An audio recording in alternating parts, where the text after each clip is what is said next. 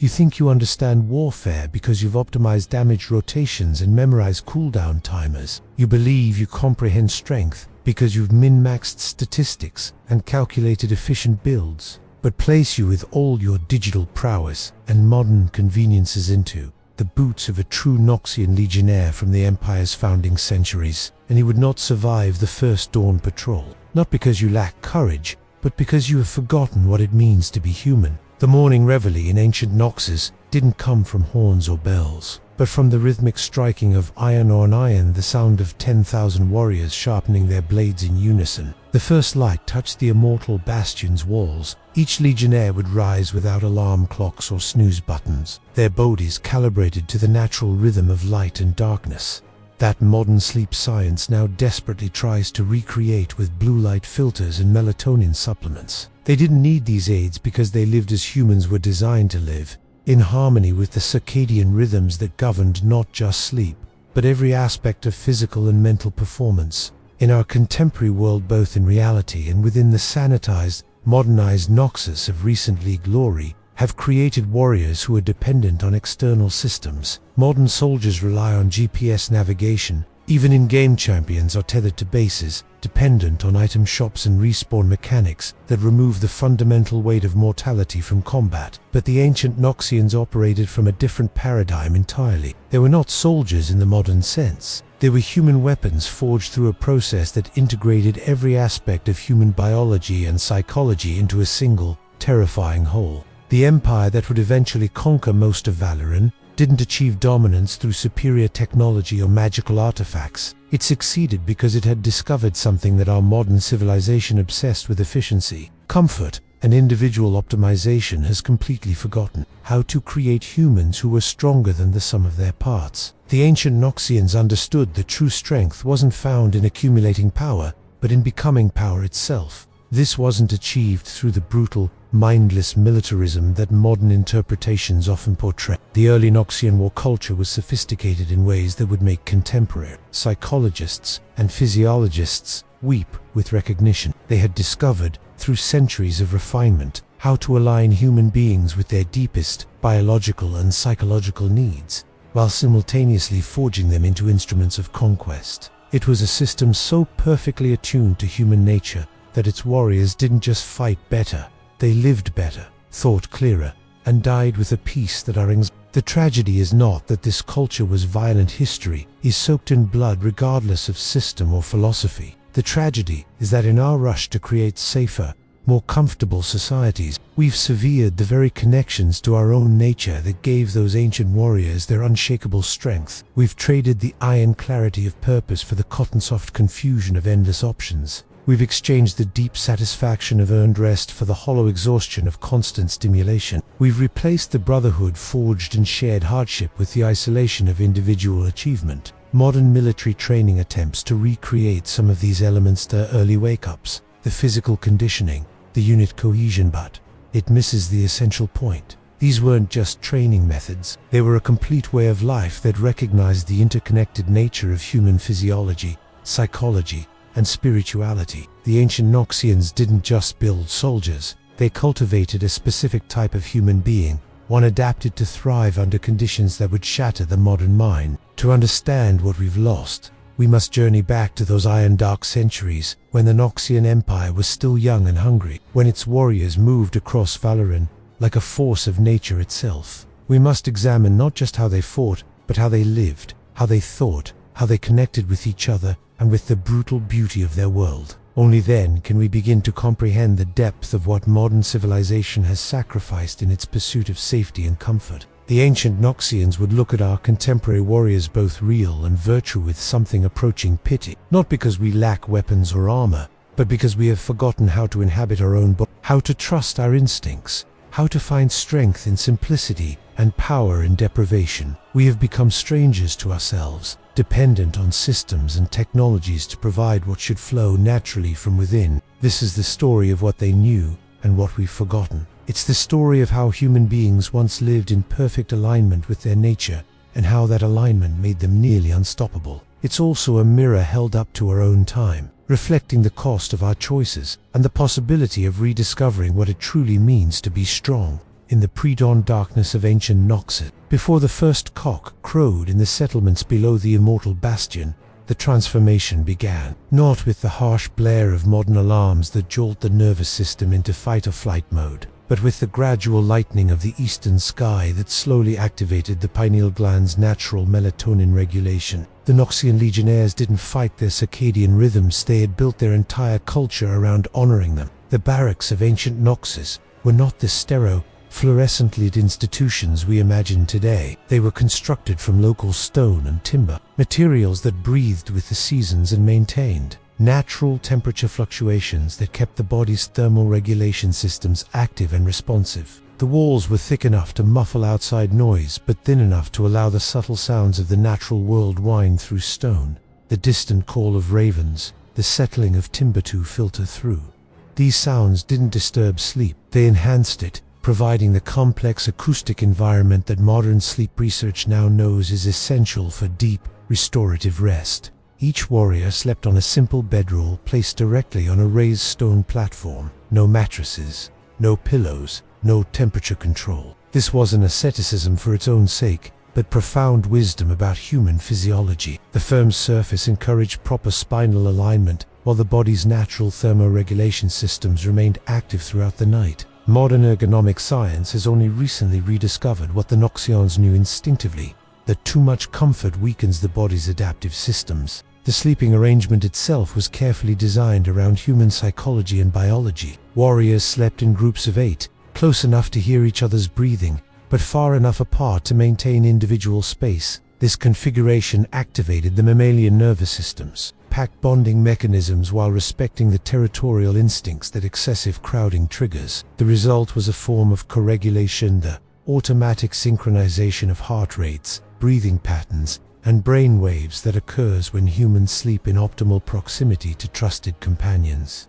When natural light began to penetrate the narrow windows carved high in the walls, it triggered the gradual awakening that modern chronobiology recognizes as essential for cognitive and physical performance. The warriors didn't leap from bed in a panic of artificial urgency. They rose slowly, allowing their cardiovascular systems to adjust, their core temperature to regulate, and their minds to emerge naturally from the restorative depths of sleep. The first activity wasn't combat training or equipment maintenance, but a ritual that modern science would recognize as a perfect neurological primer, the synchronized sharpening of blades. 10,000 warriors, each with their own weapon, each finding their own rhythm, yet somehow creating a complex polyrhythm that reverberated through the stone corridors of the barracks.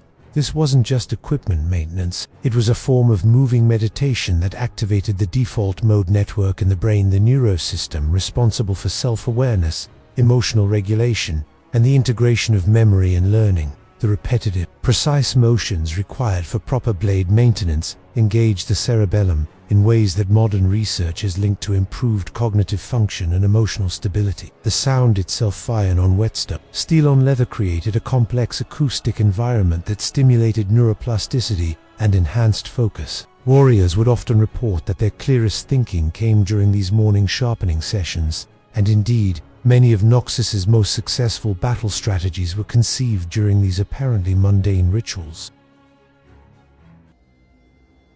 But the manner of eating was as important as the food itself. Meals were consumed in silence during the first portion, allowing each warrior to focus entirely on the sensory experience of eating, the textures, flavors, and internal sensations of nourishment.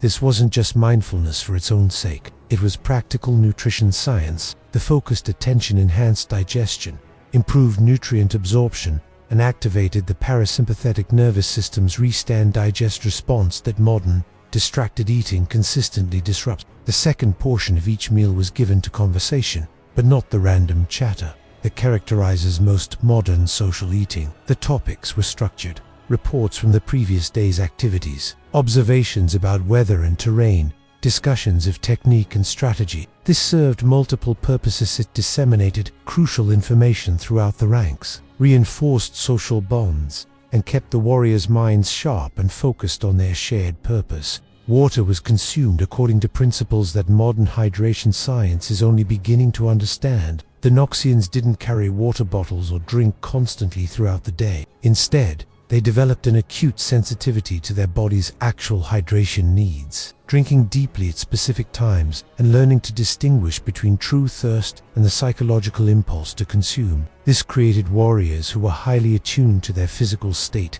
and capable of peak performance, even when resources were scarce. Physical conditioning began not with explosive exercises or maximum effort, but with what they called awakening the body, gentle movements designed to activate every joint, stretch every muscle group, and stimulate circulation throughout the entire system. These weren't stretches in the modern sense, but flowing sequences that combined elements of what we now call yoga, martial arts, and dance therapy. Each warrior had learned, over years of practice, to read their body's daily condition and adjust their movement accordingly. The genius of this system was its adaptability. A warrior recovering from injury would perform gentler versions of the same basic patterns. A warrior feeling strong and energetic would increase the intensity and complexity. There were no rigid workout schedules or forced uniformity, only a deep understanding of how to listen to the body's wisdom and respond appropriately. This morning, conditioning served purposes that went far beyond physical fitness. The flowing movements activated the lymphatic system, stimulating immune function and toxin elimination. The focus required for precise movement engagement activated the prefrontal cortex,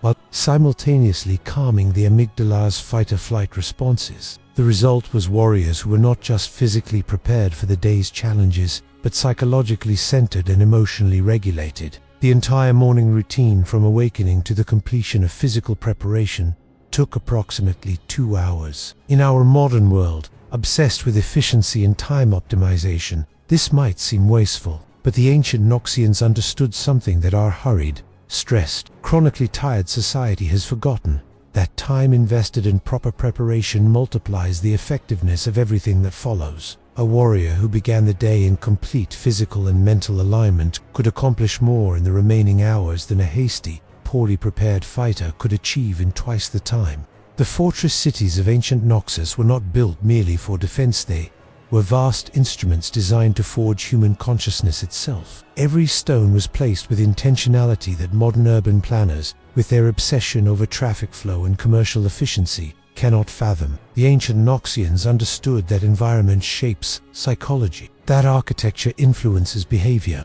and that the spaces humans inhabit either strengthen or weaken the fundamental qualities that define human potential. Walking through the corridors of an ancient stronghold was like moving through a three-dimensional textbook of human psychology, written in stone and iron. The passages were deliberately narrow in some places, forcing individuals to slow down, to pay attention, to acknowledge each person they encountered. This wasn't inefficiency, it was social engineering of the subtlest kind. These forced interactions created thousands of micro-connections throughout each day, weaving the social fabric tighter and ensuring that no warrior became isolated or disconnected from the greater whole. In other areas, the passages opened into vast halls where sound carried and multiplied, where individual voices became part of a greater chorus. The acoustics were carefully calculated to create what modern neuroscience calls social resonance, the unconscious synchronization of brain activity that occurs when humans share acoustic space. Warriors planning in these halls would literally think more similarly, their neural oscillations aligning in ways that enhance group decision-making and reduce the cognitive friction that destroys lesser organizations. The materials themselves told a story that modern construction, with its emphasis on uniformity and cost efficiency, has entirely forgotten. Local stone wasn't just cheaper than imported materials, it connected the inhabitants to the land they defended. The warriors lived surrounded by the literal bones of their territory, walls that had absorbed centuries of rain, wind, and sun from the same sky they looked upon each day. This created a psychological grounding that modern psychology recognizes as essential for mental stability and emotional resilience. Iron was omnipresent, not as decoration but as integration. Door handles, torch holders, stair railings, all were forged from ironwork by the warriors themselves. This constant contact with metal that they had personally shaped created a relationship with their tools of war that went far beyond simple familiarity. The molecular memory embedded in iron through repeated hammering and heating created implements that felt alive in their hands, extensions of will rather than external objects. The lighting throughout these ancient strongholds followed the natural rhythm of day and night with an intensity that would shock modern inhabitants, accustomed to constant illumination. During daylight hours, carefully placed windows and reflective surfaces maximized natural light while controlling its intensity and direction. This wasn't just practical, it was neurological engineering. The varying quality and intensity of natural light throughout the day supported the complex hormonal cascades that regulate everything from mood to immune function to cognitive performance. As evening approached, the transition to artificial light wasn't the harsh flip of a switch, but a gradual shift to flame-based illumination that honored the body's natural preparation for rest. Candles, torches, and oil lamps provided light that was warm in spectrum, limited in intensity, and dynamic in quality. The slight flicker of flame-based light has been shown by modern research to promote the brain states associated with relaxation and creativity, while the warm spectrum supports the natural melatonin production that artificial lighting disrupts. The forges were perhaps the most psychologically sophisticated spaces in the entire complex. These weren't just workshops for creating and maintaining weapons, they were temples to the alchemical transformation of raw matter into tools of will. The heat, the sound, the physical demands of metalworking created an environment that modern psychologists would recognize as ideal for inducing flow states, those periods of intense focus and effortless action where human performance reaches its peak. Working iron required a sensitivity to temperature, timing, and force that could not be rushed or faked. A warrior learning to forge their own weapons was simultaneously learning to read subtle cues, to respond appropriately to changing conditions, and to persist through repeated failure until mastery was achieved. The psychological skills developed at the forge, attention to detail, resilience in the face of setbacks, transferred directly to combat and leadership situations. The rhythmic hammering of multiple smiths working simultaneously created complex polyrhythms that activated the same neural networks involved in music and dance. Modern research has shown that these rhythmic activities promote neuroplasticity, enhance social bonding, and reduce stress hormones. The ancient Noxians didn't know the scientific mechanisms, but they understood the results. Warriors who spent time at the forges were calmer, more focused, and better able to work effectively with their comrades. Even the arrangement of living spaces reflected deep understanding of human psychology and social dynamics. Warriors were grouped not by rank or specialty, but by temperament and complementary skills. The assignments weren't arbitrary. Senior warriors studied each individual's personality, work style, and emotional patterns before making placement decisions. This created living groups that were psychologically balanced, where individual weaknesses were covered by others' strengths, and where natural conflicts were minimized through careful matching. Privacy was available but not enforced. Warriors could find solitude when needed, but isolation was actively discouraged through architectural design. Common areas were positioned so that moving between private and shared spaces required passing through zones of social interaction. This ensured that individuals received the social contact necessary for psychological health while respecting the need for personal retreat and reflection. The training yards themselves were masterpieces of environmental psychology. Different areas were designed for different types of practice, some with perfect acoustics for instruction, others with surfaces that provided specific types of feedback for developing balance and footwork. The positioning relative to the sun ensured that warriors practiced fighting in all types of lighting conditions, while the arrangement of obstacles and terrain features created endless variations for tactical training. Water sources were distributed throughout the complex in ways that created natural gathering points and promoted social interaction. But these weren't the artificial water cooler conversations of modern offices. They were functional interactions centered around genuine shared needs. Warriors drawing water for their units would naturally encounter others doing the same, creating opportunities for information exchange, mutual support, and the continuous reinforcement of social bonds. The integration of natural elements throughout the built environment served purposes that went far beyond aesthetics. Courtyards and gardens weren't luxuries but psychological necessities, providing spaces where the nervous system could regulate itself through contact with living systems. Modern research has extensively documented the stress-reducing and immune-busting effects of regular contact with nature, but the ancient Noxians understood these principles intuitively. Weather wasn't something to be avoided or controlled, but embraced as part of the training environment. Courtyards were designed to channel wind in specific ways, creating areas where warriors could practice moving and fighting in challenging conditions. Rain wasn't a reason to move indoors, but an opportunity to develop different types of awareness and adaptability. This created fighters who were psychologically and physically prepared for the unpredictability of actual combat conditions. The result of all this environmental engineering was a population of warriors who lived in complete harmony with their surroundings. They weren't fighting against their environment or trying to control it. They were part of it, shaped by it, and empowered by their integration with it. Modern humans, living in climate-controlled boxes and traveling between them in climate-controlled vehicles, have lost this fundamental connection to the physical world. We've gained comfort but lost the resilience that comes from adapting to natural variation and challenge. In the life of Kael Drachmor, Centurion of the 3rd Iron Legion, there was no separation between preparation and action, between training and living, between individual excellence and collective strength. At 43, his body bore the accumulated wisdom of 2 decades in service to the Empire. Every scar a lesson learned, every callus a testament to skills honed beyond mere proficiency into something approaching art. His day began, as it had for 15,000 days before, not with the jarring violence of artificial alarm, but with the gentle stirring that came when his circadian rhythms, perfectly calibrated to the rhythm of seasons and light, naturally brought him to wakefulness. The stone beneath his sleeping roll had warmed through the night from the heat of his body, creating a microclimate that supported deep, restorative sleep. As consciousness returned, he could feel the state of his body with a precision that would astonish modern medical practitioners.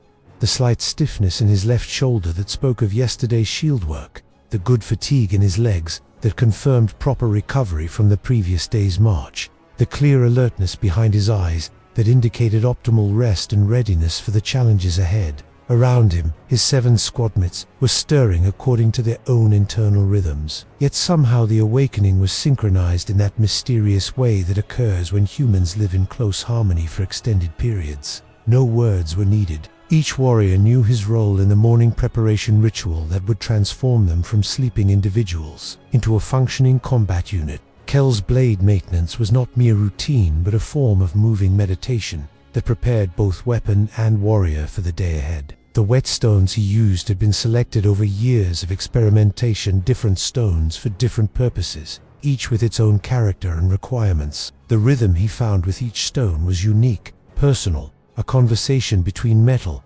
mineral, and human intention that created something far greater than the sum of its parts. As he worked, his awareness expanded beyond the immediate task to encompass the activities of his entire unit. Without looking up from his blade, he could tell from the sound of Torvin's sharpening that the young warrior was still rushing the process, creating microscopic stress fractures that would compromise the weapon's performance. A subtle shift in rhythm, a barely perceptible change in the angle of Kel's own work, and Torvin unconsciously adjusted his technique to match the more experienced warrior's pattern. This was leadership of the most sophisticated kind, influence through example rather than command, teaching through resonance rather than instruction. The breakfast that followed was consumed in the ritualized silence that allowed each warrior to fully inhabit the experience of nourishment. Kael chewed each bite slowly, completely, his attention focused on the complex interplay of flavors and textures that provided information about his body's nutritional needs.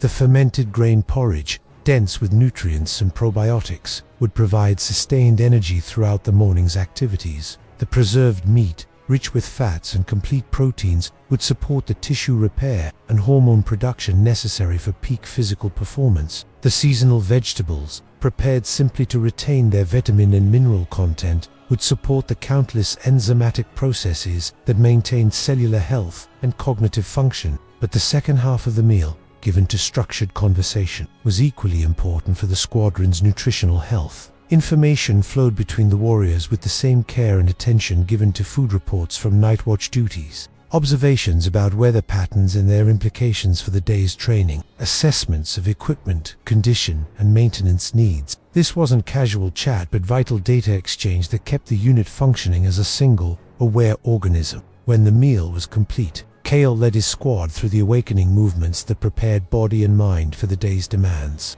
These flowing sequences, refined over centuries of practical application, activated every system in the human body with an efficiency that modern exercise science is only beginning to understand. Each movement built upon the previous one, creating cascading waves of activation that flowed from core to extremities, from gross motor patterns to fine motor control, from basic strength to complex coordination. For Kale, these movements were not separate from combat, but were combat itself. The same neural pathways, the same muscle activation patterns, the same integration of breath and motion that would serve him in battle. A warrior who could not perform these basic movement patterns with perfect precision was not ready for the chaos and complexity of actual fighting. But a warrior who had mastered them had already won half of any battle before it began. The training that followed was as much about psychological as physical preparation. Kel's squad practiced not just techniques, but decision-making under stress. Not just individual skills, but group coordination. Not just success, but failure and recovery. They trained until the distinction between self and squad began to blur, until individual consciousness expanded to encompass the awareness of the entire unit, until they could fight, not as 8 separate warriors, but as one organism with 8.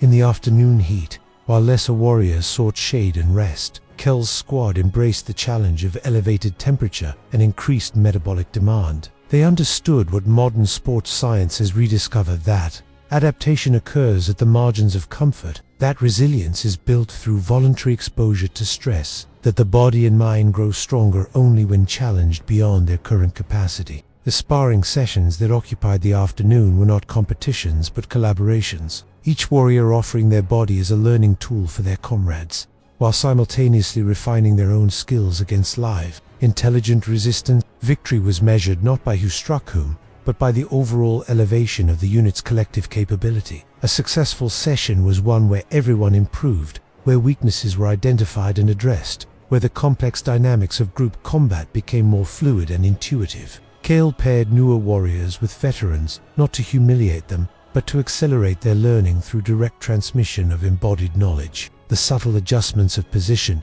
the micro-timing of breath and movement, the integration of offense and defense, these could not be taught through instruction alone, but had to be absorbed through repeated physical interaction with those who had already mastered them. Evening brought a different kind of training, the mental and spiritual preparation that separated true warriors from mere fighters. In the meditation halls, lit by the warm glow of oil lamps, the squad practiced the inner disciplines that would serve them when external systems failed. They learned to control their breathing, not just for physical performance, but for psychological regulation, to quiet their minds, not for mystical transcendence, but for tactical clarity, to center their awareness not for spiritual achievement, but for combat effectiveness. The visualization exercises they practiced were not fantasy but preparation, detailed mental rehearsals of combat, scenarios that created neural pathways identical to those formed through physical practice. Modern neuroscience has confirmed what the ancient Noxians knew through experience, that the brain cannot distinguish between vividly imagined experience and actual experience. Warriors who fought 1,000 battles in their minds were genuinely more prepared for physical combat than those who relied on physical training alone. As night fell and the day's activities wound down, Kel's squad gathered for the evening meal that would provide the nutrients necessary for overnight recovery and adaptation. But even more important than the food was the ritual sharing of the day's lessons, not formal instruction but organic storytelling that preserved and transmitted the accumulated wisdom of the unit. Young warriors learned not through lectures but through stories, not through theory but through the lived experience of their elders shared in the intimate setting of evening fellowship. The transition to sleep was as carefully orchestrated as the morning awakening. As artificial lights were extinguished one by one, the warriors' nervous systems gradually shifted from the sympathetic activation of daytime activity to the parasympathetic restoration of nighttime recovery. The sounds of the fortress settling, the gentle movement of air through stone corridors, the distant calls of nightbirds all served as acoustic signals that supported the natural transition to restorative sleep.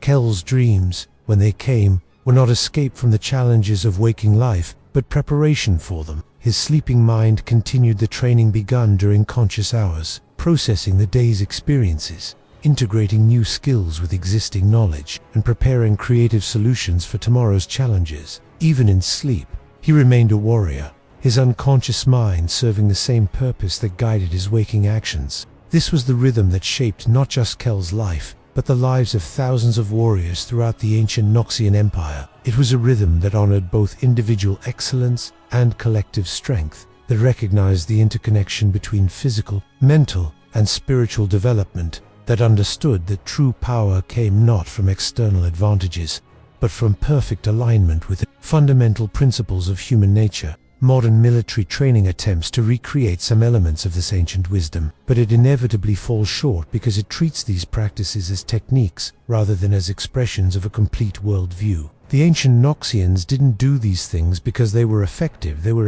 because they aligned with the deepest truths about what human beings need to flourish under extreme conditions. In our contemporary world, whether in reality or in the sanitized, modernized Noxus of current league law, we have lost this integration. We train our bodies in gyms, isolated from nature. We develop our minds through abstract study, disconnected from physical application. We pursue individual achievement while neglecting the social bonds that make true strength possible. We seek comfort and safety while avoiding the challenges that create resilience and adaptability. The result is a civilization of people who are simultaneously overstimulated and who have access to unlimited information but lack practical wisdom, who possess powerful technologies but have forgotten how to inhabit their own bodies with confidence and grace. We have gained much in our modern age, but we have also lost something essential: the knowledge of how to live as nature designed us to live, in harmony with our environment, our communities, and ourselves. The ancient Noxians would look at our contemporary struggles with anxiety, depression,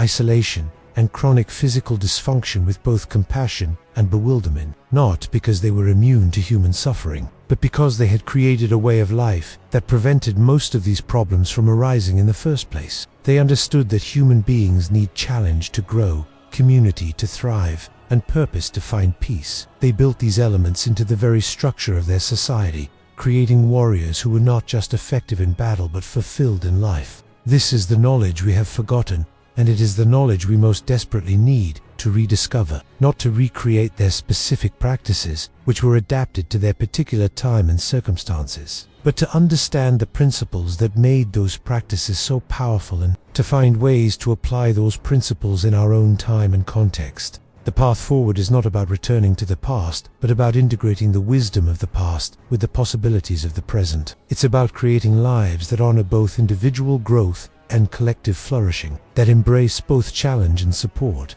that recognize both the power of technology and the irreplaceable value of fundamental human nature. In the end, the greatest lesson of ancient Noxus is not about warfare or conquest, but about what human beings can become when they align their lives with the deepest truths about their own nature. It's about the possibility of living with such integrity and purpose that external circumstances become opportunities for growth rather than sources of stress. It's about the peace that comes not from avoiding challenges, but from being so well prepared for them that they become expressions of strength rather than tests of survival. This is what we have forgotten, and this is what we must remember if we are to thrive in the challenges that await us. The Iron Covenant of ancient Noxus was not just about military effectiveness, it was about human potential itself, and the conditions necessary to unlock it. In our modern world, we need this wisdom more than ever. The second warrior whose life illuminates the forgotten wisdom of ancient Noxus was Lirelei Vex, a scout commander whose story reveals how the Empire's military culture understood the profound connection between environmental mastery and psychological resilience.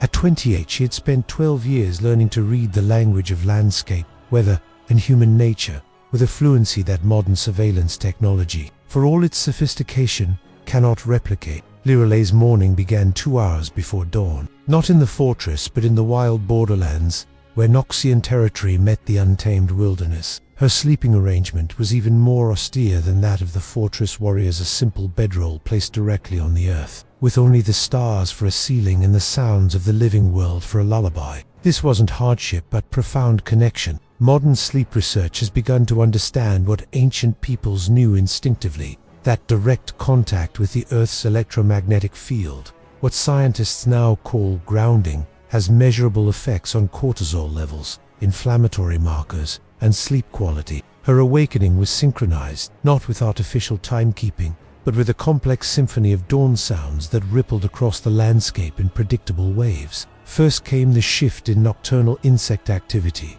then the stirring of small mammals, followed by the territorial calls of birds claiming their daily domains. Each sound carried information about weather patterns, seasonal changes, and the presence or absence of larger predators. Liralay's nervous system had become so attuned to these natural rhythms that she could determine weather conditions 12 hours in advance, predict animal migration patterns, and sense the approach of human interlopers from distances that would astound modern reconnaissance specialists. The breakfast she prepared over a small, smokeless fire was a masterpiece of nutritional science disguised as simple trail fare. Wild plants gathered according to seasonal availability provided micronutrients and medicinal compounds that supported everything from immune function to cognitive performance. The preserved foods she carried were not randomly selected but carefully chosen for their complementary nutritional profiles and their ability to maintain potency under challenging storage conditions. But perhaps most importantly, her morning meal was consumed in complete silence and absolute awareness. Every bite was chewed slowly and thoroughly, allowing her digestive system to extract maximum nutrition, while her heightened senses absorbed information about her environment. The smell of morning air carried data about humidity levels and wind direction. The quality of light filtering through the canopy revealed cloud patterns and atmospheric pressure changes. The sounds of the forest provided continuous updates about the location and behavior of every significant life form within a mile radius. This integration of nourishment and awareness created a state of consciousness that modern psychology struggles to categorize. It was neither meditation nor hype, but something more sophisticated, relaxed alertness that could maintain itself for hours without fatigue or stress. Contemporary mindfulness practices attempt to recreate this state through artificial exercises, but the ancient Noxians achieved it naturally by aligning their basic survival activities with their environmental awareness needs. After her meal, Liralay began her daily movement practice, but unlike the structured routines performed in the fortress, her exercises were completely improvised responses to the terrain and conditions she encountered. A fallen log became an opportunity to practice balance and proprioception. A steep slope provided resistance training for her legs and cardiovascular system. A dense thicket required flexibility and spatial awareness to navigate efficiently. This adaptive movement training created physical capabilities that were impossible to develop in controlled environments. Her body learned to respond to infinite variations in surface texture, angle, and stability. Her nervous system developed the split-second adaptation skills necessary for moving efficiently through unpredictable terrain. Her musculoskeletal system became not just strong but intelligent, capable of automatically adjusting force production and movement patterns based on real-time feedback from her environment. The tracking skills that were Liralay's specialty required a form of consciousness that modern humans have almost entirely lost. To follow the trail of a single deer through miles of varied terrain, she had to maintain simultaneous awareness of dozens of information sources,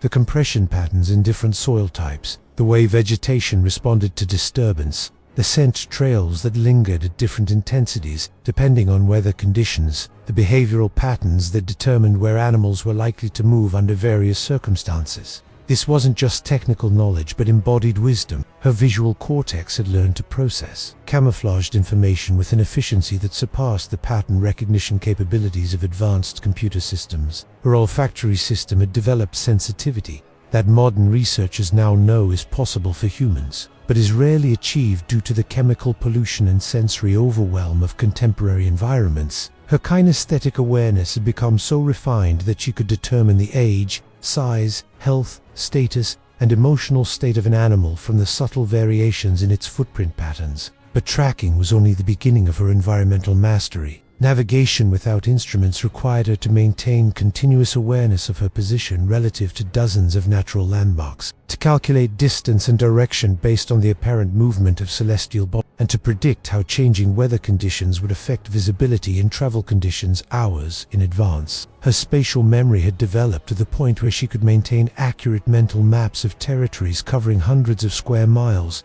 complete with seasonal variations, water sources, shelter locations, and potential hazards. The most sophisticated aspect of Liralay's training was her ability to predict and influence human behavior through environmental manipulation. She understood how different terrain types affected movement patterns, how weather conditions influenced decisions, and how psychological factors like fatigue, fear, and discomfort could be amplified or mitigated through careful positioning and timing. When tracking enemy scouts, she didn't just follow their trail, she predicted where they were going and why, what information they were seeking, and how their findings would influence larger strategic decisions. When setting ambushes, she chose positions that created maximum psychological impact while providing multiple escape routes and clear fields of observation. When conducting reconnaissance, she positioned herself not just to gather information but to remain undetected by adversaries whose awareness, levels, and sensory capabilities she had learned to assess and predict. This environmental mastery extended to her relationship with weather and seasonal changes. While modern humans retreat indoors at the first sign of discomfort, Lirelei had learned to thrive in conditions that would incapacitate most contemporary warriors. Rain became an opportunity to move undetected as the sound masked her approach and the moisture enhanced scent masking techniques. Snow provided tracking advantages that compensated for the challenges of cold weather survival. Wind patterns could be used for both concealment and communication across vast distances. Her cold weather capabilities were particularly sophisticated. Through years of gradual exposure and adaptation, her body had developed physiological responses that are rarely seen in modern populations. Her peripheral circulation had improved to the point where she could maintain manual dexterity in temperatures that would cause frostbite in most people. Her metabolic efficiency had increased so that she could maintain core body temperature with minimal food intake. Her psychological resilience had developed to the point where conditions that would create panic and poor decision-making in others became simply another set of variables to manage and exploit.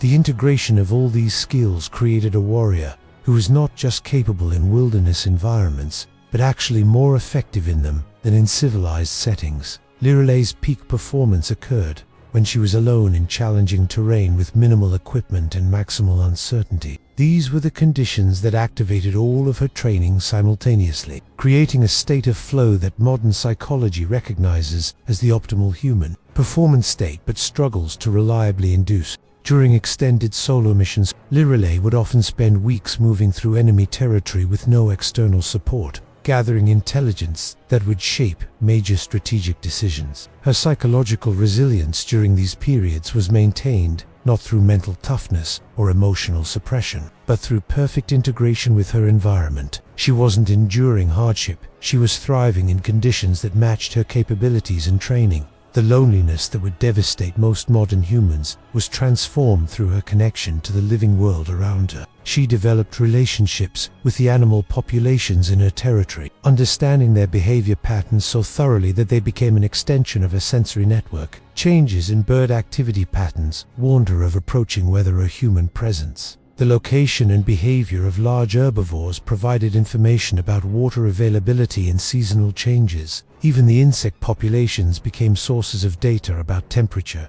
humidity, and atmospheric pressure changes. This wasn't anthropomorphic fantasy, but practical psychology. Humans are social creatures who require connection to maintain mental health. But that connection doesn't have to be exclusively with other humans. The ancient Noxians understood that deep connection to natural systems could provide many of the psychological benefits of human community, while offering additional advantages that purely social connection cannot provide. Lirelei's combat effectiveness in wilderness environments was legendary, but it wasn't based on superior weapons or tactics. It was based on perfect integration with her environment that made her nearly invisible to enemies, while providing her with comprehensive information about their capabilities and intentions. She could predict where opponents would move, what decisions they would make under stress, and how environmental conditions would affect their performance. Her weapons were extensions of her environmental awareness rather than separate tools. She could use terrain features to amplify the effectiveness of her attacks, natural materials to create improvised weapons and tools,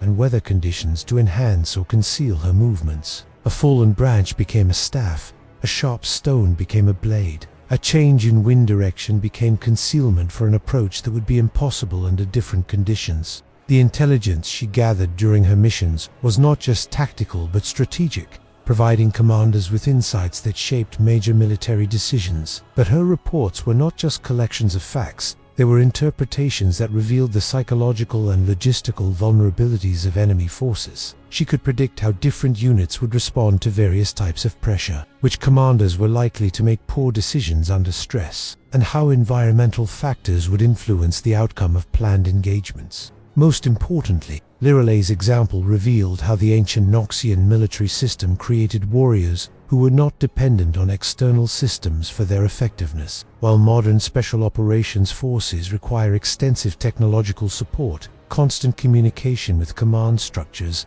and regular resupply operations, Liralay could operate independently for months while maintaining peak effectiveness and psychological stability. This independence wasn't just practical but psychological. She didn't fight for abstract concepts or distant authorities, but for the land itself, the communities that inhabited it, and the way of life that had shaped her into what she had become. Her loyalty was not enforced through discipline or indoctrination, but grew naturally from the deep satisfaction of living in perfect alignment with her capabilities and purpose. The contrast with modern military psychology is stark. Contemporary warriors often struggle with the transition between combat and civilian environments, with the isolation imposed by security requirements, and with the psychological impact of technology-dependent warfare. They are trained for specific tactical situations, but often lack the adaptive capability to function effectively when those situations change or when technological systems fail. Liralay's training had prepared her not just for known challenges but for unknown ones,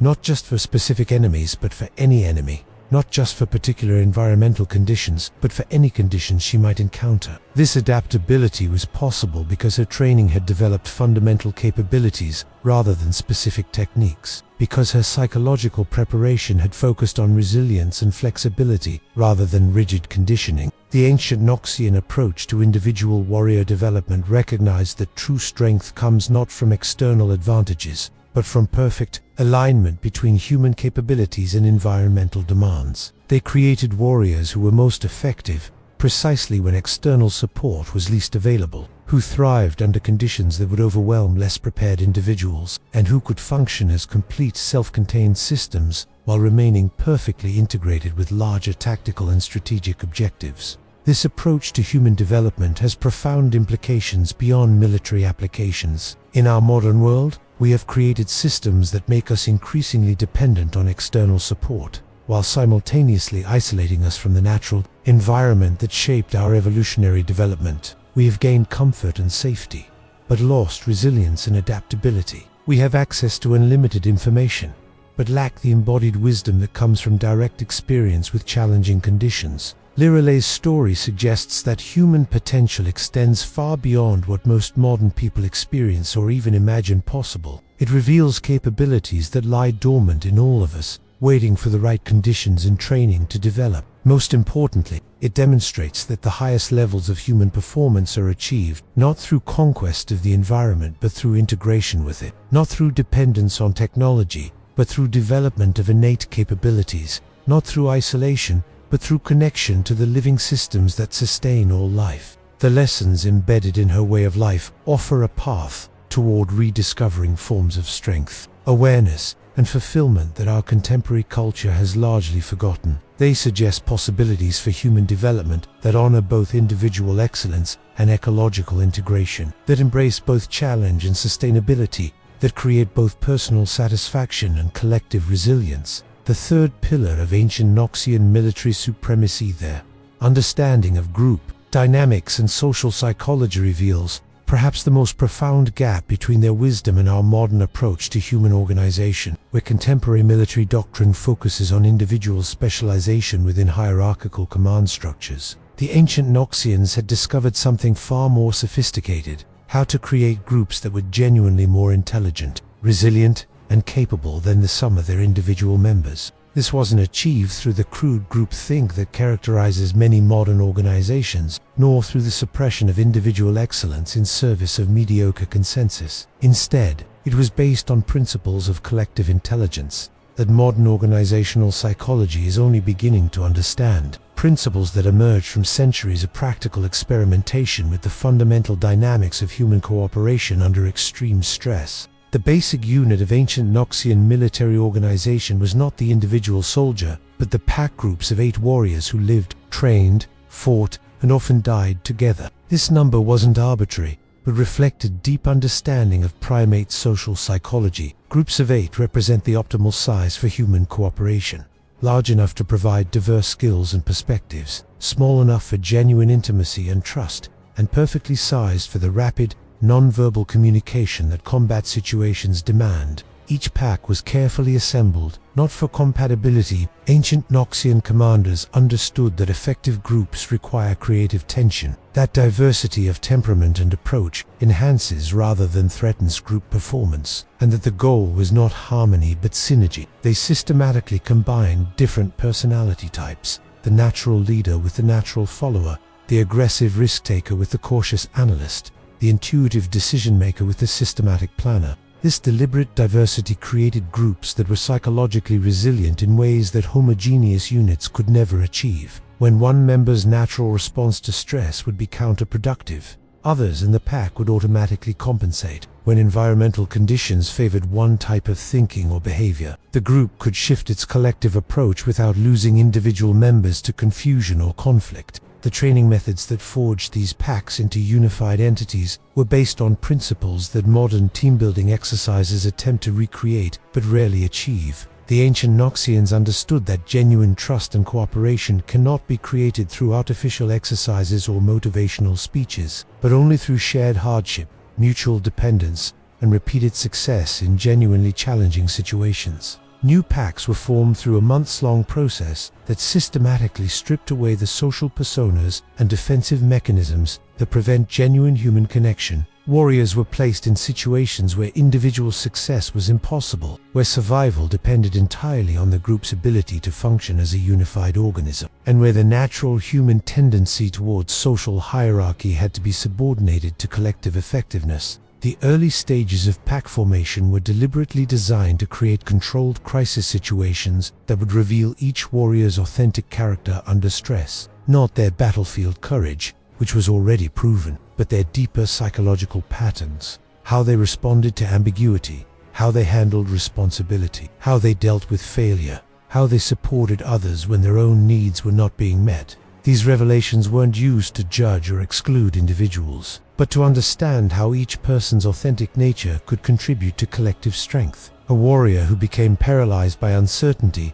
might be perfectly suited for tasks requiring steady, methodical execution. One who became reckless under pressure might provide exactly the aggressive initiative that other situations demanded. The goal was not to eliminate individual differences, but to understand how those differences could be integrated into collective capability. The physical training that developed pack cohesion went far beyond synchronized movement or coordinated tactics. Warriors learned to fight as a single organism with 8 bodies, to move through terrain as a unified flow rather than 8 separate individuals, and to make tactical decisions through a form of collective intuition. Eliminated the time lag inherent in verbal communication. This collective fighting ability was developed through training methods that modern military science considers impossible. Warriors learned to share sensory information instantaneously, to coordinate complex movements without signals or commands, and to maintain tactical awareness of their packmates, conditions, and capabilities.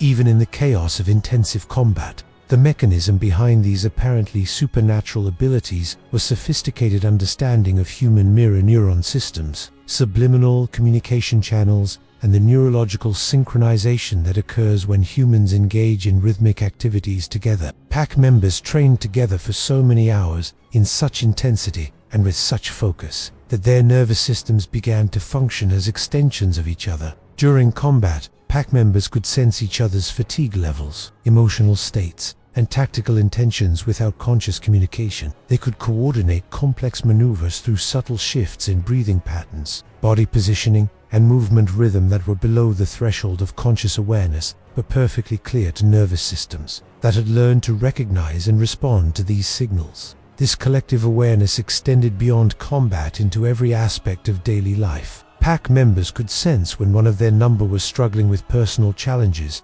physical illness, or psychological stress, often before the individual was consciously aware of the problem. This early warning system prevented minor issues from becoming major problems and ensured individual vulnerabilities never compromised group effectiveness. The problem-solving capabilities of properly functioning packs exceeded what modern cognitive science suggests should be possible for small groups. When faced with complex tactical or logistical challenges, pack members would enter a state of collective thinking where individual perspectives merged into unified analysis that was more thorough, creative, and accurate than any individual could have achieved alone. This wasn't groupthink or consensus, but genuine collective intelligence, or different types of mental process, intuitive, creative, systematic, operated simultaneously within the group mind. Each member contributed their natural cognitive strengths, while being supported in areas where their individual thinking was weaker or less reliable. The decision-making process that emerged from this collective intelligence was both faster and more accurate than traditional hierarchical command structures. When rapid decisions were needed,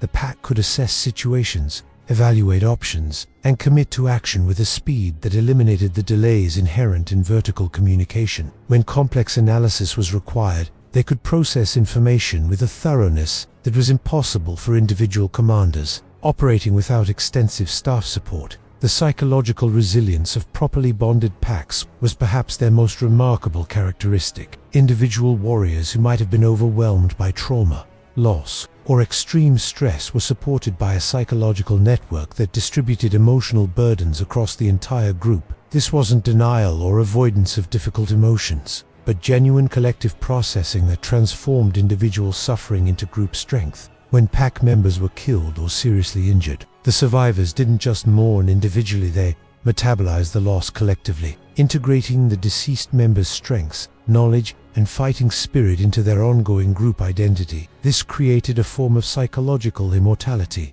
where individual death didn't diminish group capability, but actually enhanced it by adding the concentrated essence of the lost member to the collective consciousness of the survivors. The loyalty that held these packs together transcended personal affection or shared ideology. It was based on the deep recognition that individual identity had become inseparably merged with group identity, that personal success was meaningless without collective success, and that the highest form of individual excellence was perfect contribution to collective capability. This loyalty was tested regularly through training scenarios that deliberately created conflicts between individual and group interests, between personal safety and collective mission success, and between immediate gratification and long-term group welfare. Warriors who could not subordinate personal concerns to pack welfare were transferred to different roles where their individual talents could be utilized, without compromising group dynamics. The leadership that emerged within successful packs was fluid and situational,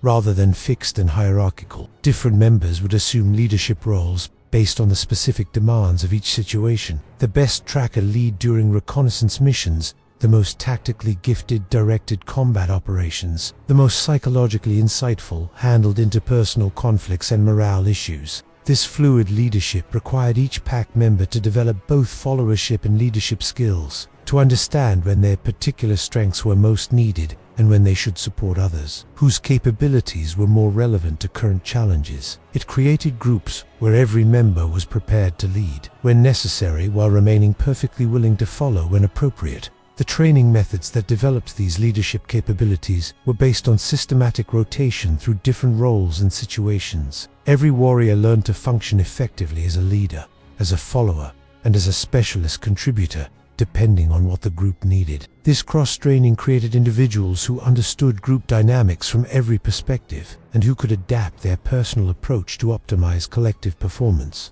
The communication systems that enabled pack coordination went far beyond verbal language to include complex non-verbal signaling, shared symbolic frameworks, and the kind of intuitive understanding that develops between humans who have shared intense experiences over extended periods. Pack members could convey detailed tactical information through gesture, facial expression, and body positioning with a precision that exceeded the clarity of most verbal communication. These communication skills were developed through training exercises that systematically eliminated reliance on verbal instruction while increasing the complexity of coordinated tasks. Warriors learned to organize complex activities, share detailed information, and coordinate precise timing using only non-verbal methods. This created communication capabilities that were both more subtle and more reliable than speech-based systems, especially under the stress and noise conditions that characterize combat environments. The collective memory systems that preserved and transmitted pack knowledge were perhaps the most sophisticated aspect of ancient Noxian group psychology. Each pack developed shared mental frameworks for organizing and retrieving tactical knowledge, strategic insights, and procedural expertise that allowed them to function as a living library of military wisdom. Individual experiences were systematically shared and integrated into collective knowledge through storytelling, rituals that transformed personal memory into group memory. This wasn't just information sharing, but genuine knowledge integration where individual insights became permanently available to all pack members and where the collective understanding grew continuously through the accumulation of shared experience. The most remarkable aspect of these collective memory systems was their reliability and accessibility under stress. When individual memory failed under combat conditions, pack members could access shared knowledge frameworks that provided backup systems for critical information. This created groups that were less vulnerable to the memory disruption and decision-making impairment stress typically causes in individual fighters. The spiritual dimensions of pack bonding were inseparable from their practical military effectiveness. Ancient Noxian warriors understood that the deepest forms of human cooperation emerge not from external discipline but from shared connection to purposes larger than individual survival. Pack members didn't just fight for each other, they fought for the collective identity they had created together, for the shared vision of strength and excellence they embodied, and for the sacred trust that bound them to something greater than their individual selves. This spiritual dimension wasn't separate from their practical training, but was embedded in every aspect of their collective development. The rituals that reinforced pack identity, the ceremonies that marked significant achievements or losses, and the shared practices that maintained group cohesion were all designed to strengthen the transcendent bond that made extraordinary cooperation possible. The contrast with modern military organization is profound and troubling. Contemporary forces attempt to create unit cohesion through external motivation, institutional loyalty, and technological coordination, but they rarely achieve the level of collective intelligence and mutual trust that characterized ancient Noxian packs. Modern soldiers fight as individuals within groups rather than as expressions of genuine collective consciousness. The implications extend far beyond military applications. In our civilian world, we have largely lost the knowledge of how to create groups that enhance, rather than diminish individual capability, that generate collective intelligence rather than collective mediocrity, and that provide the deep social connection that human psychology requires for optimal function. Our modern organizations, whether corporate, academic, or social, tend to create either stifling conformity, suppresses individual excellence, or competitive individualism that prevents genuine cooperation. We have forgotten how to create the conditions where diversity enhances unity, where individual strength contributes to collective power, and where group membership enhances rather than constrains personal development. The ancient Noxian understanding of collective human potential offers profound lessons for anyone seeking to create more effective teams, more fulfilling communities, or more resilient social systems. It suggests that the highest forms of human achievement emerge not from individual genius but from collective intelligence, not from competition but from collaboration, and not from the suppression of individual differences, but from their skillful integration into unified purpose. The final character whose life illuminates the lost wisdom of ancient Noxus was neither warrior nor scout, but someone whose role reveals the most profound gap between their understanding and our own. Theron Kane, a forge master whose craft embodied principles of human development that our technology-dependent civilization has completely forgotten. At 50, Theron had spent 4 decades learning the alchemical transformation that occurs when human intention, natural materials, and environmental forces combine in perfect harmony. His weathered hands held knowledge that no modern manufacturing process can replicate, not just the technical skills of metalworking, but the deeper understanding of how creation itself serves as the highest form of human development. Theron's workshop was not the sterile, climate-controlled environment that modern manufacturing demands, but a living space that breathed with the rhythms of season and weather. The forge fire was fed with specific types of wood chosen, just for their burning characteristics, but for the qualities they imparted to the metal being worked. Different woods created different flame temperatures, burned at different rates, and produced subtle variations in the chemistry of the fire that influenced the molecular structure of the heated steel. The tools of his craft were not mass-produced implements but extensions of his own body, each one shaped by years of use to fit perfectly in his hands and respond precisely to his intentions. The hammers had been weighted and balanced to match his natural swing patterns. The tongs had been adjusted to provide exactly the right leverage for his grip strength and arm length. The anvil itself had been positioned at the precise height that allowed his body to work efficiently for hours without strain or fatigue. But perhaps most importantly, every tool in Theron's workshop had been made by his own hands, or by the hands of his teachers, creating an unbroken chain of embodied knowledge that connected him to centuries of accumulated wisdom. Each implement carried the subtle refinements discovered by generations of master craftsmen, refinements that could not be captured in written instructions or technical specifications, but could only be transmitted through direct, hands-on apprenticeship.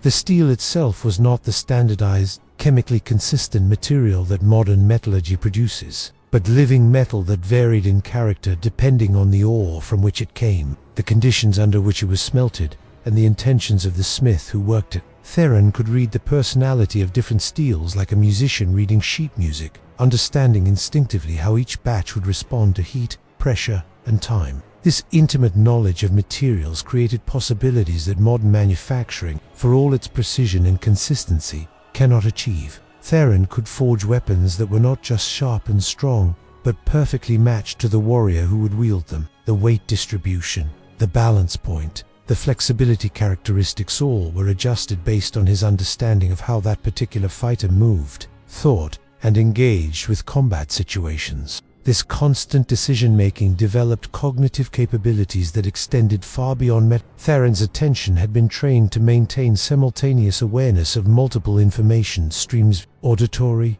tactile, and even olfactory, while making rapid, accurate assessments based on subtle changes in complex systems. This type of multifaceted awareness enhanced every aspect of his thinking, making him an invaluable advisor on matters that had nothing to do with smithing. The physical demands of forge work had sculpted not just his muscles but his entire nervous system. The precise timing required for effective hammerwork had developed his hand-eye coordination to superhuman levels. The endurance necessary for long forging sessions had created cardiovascular conditioning that was both powerful and sustainable. The heat tolerance required for working near open fires had enhanced his body's thermoregulation systems in ways that provided advantages in many other environments. But the most profound development was neurological. The complex, rhythmic movements of smithing had created new neural pathways that enhanced coordination, timing, and spatial reasoning. The integration of gross and fine motor skills required for effective forging had improved the communication between different brain regions. The problem-solving demands of working with unpredictable materials had enhanced cognitive flexibility and creative thinking.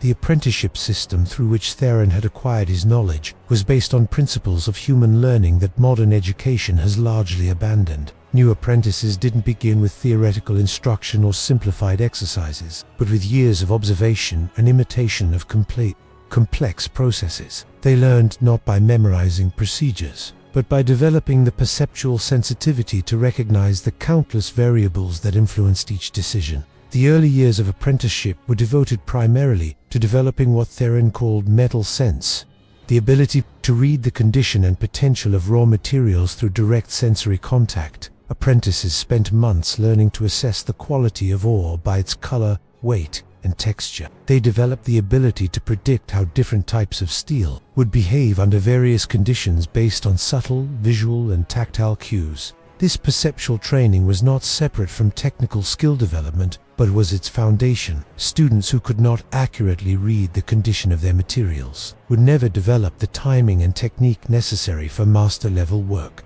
But those who developed exceptional perceptual sensitivity found that technical skills emerged naturally as their understanding deepened. The relationship between master and apprentice was not hierarchical instruction but collaborative exploration. Theron didn't just teach techniques, he modeled a way of being present with materials and processes that his students gradually internalized through prolonged exposure. The most important lessons were transmitted not through words but through shared attention to the subtle phenomena that revealed the deepest principles of the craft. Advanced apprentices were gradually introduced to the philosophical dimensions of smithing that modern craftsmanship rarely acknowledges. They learned that the quality of their work was influenced not just by technical skill, but by their mental state, their emotional condition, and their spiritual relationship to the creative process. Weapons forged in anger were brittle and unreliable. Tools created with patience and care performed better and lasted longer than technically superior pieces made without proper intention.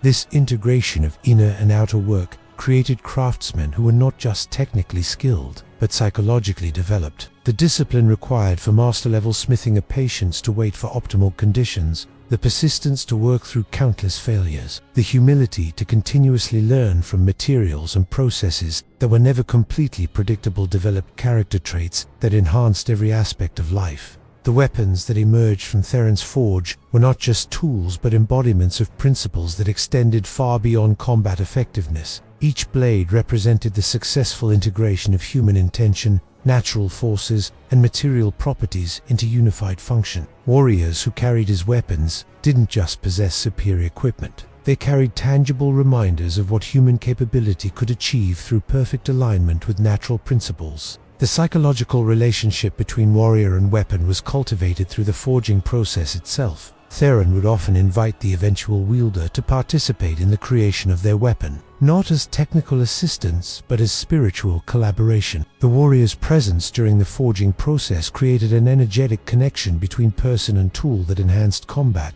effectiveness in ways that modern psychology is only beginning to understand. This collaboration revealed principles of human-tool integration that our tech culture has completely forgotten. Modern equipment is designed for generic users and mass production, creating tools that remain foreign objects regardless of how long they are used. But weapons forged through the ancient Noxian process became extensions of the warrior's own body and will, as familiar and responsive as their own hands. The economic system that supported craftsmen like Theron was based on principles that prioritized quality over quantity, sustainability over growth, and mastery over efficiency. Weapons were not mass-produced commodities, but individual creations that were expected to last for generations. The time and resources invested in each piece were justified by its superior performance and longevity, creating an economic model that rewarded excellence rather than volume. This approach to production created craftsmen who were economically secure while remaining connected to the deeper purposes of their work. Theron didn't forge weapons to maximize profit,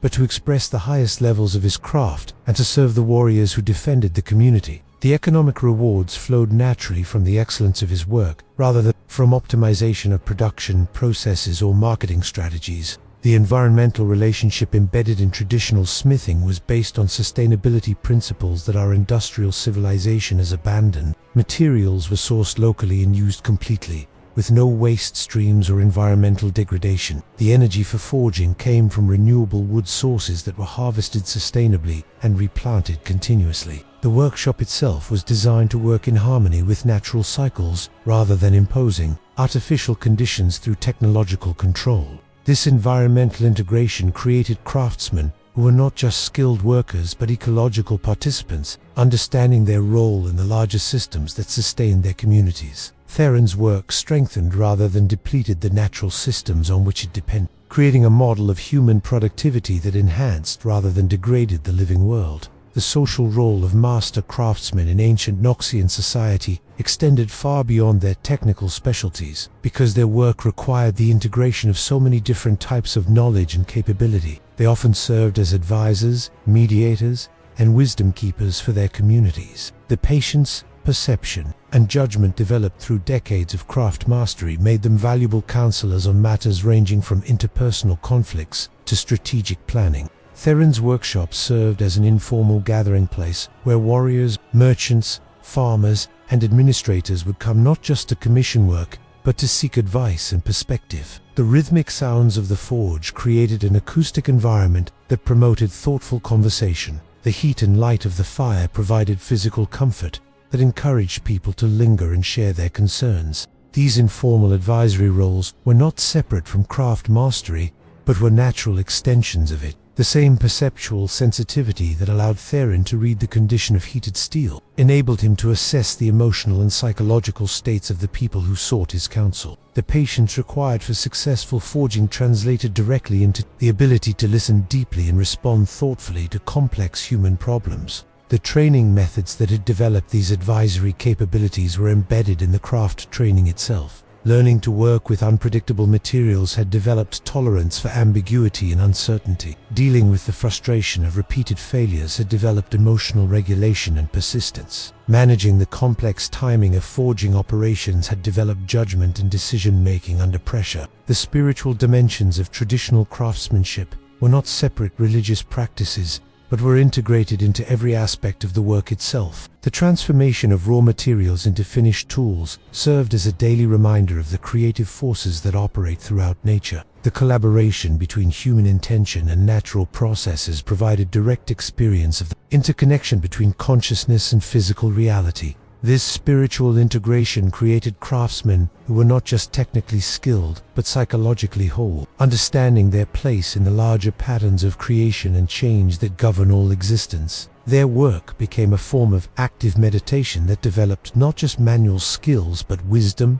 compassion, and inner strength. The contrast with modern manufacturing reveals the depth of what our technological civilization has lost. Contemporary production emphasizes efficiency, standardization, and cost reduction while sacrificing the human development opportunities that traditional craftsmanship provided. Modern workers become specialized cogs in industrial systems rather than complete human beings whose work enhances their psychological, physical, and spiritual development. The tools and weapons produced by modern methods may be technically superior in some respects, but they lack the integration of human intention and natural process that gave traditional craftsmanship a deeper meaning. In the old ways, a blade held the memory of the fire that forged it, and the calm resolve of the hands that shaped it. Each notch in the handle, each curve in the steel, bore the silent testimony of presence of someone who was fully there, breathing purpose into matter. In contrast, modern tools arrive polished but soulless,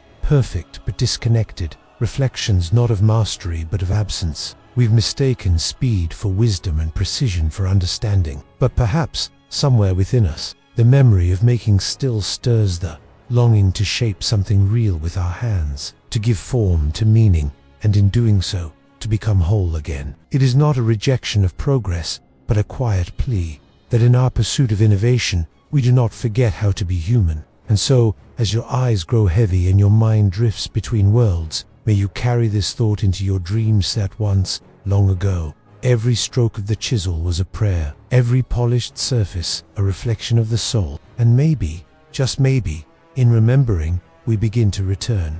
Good night. May your sleep be deep and your dreams hand-carved in peace.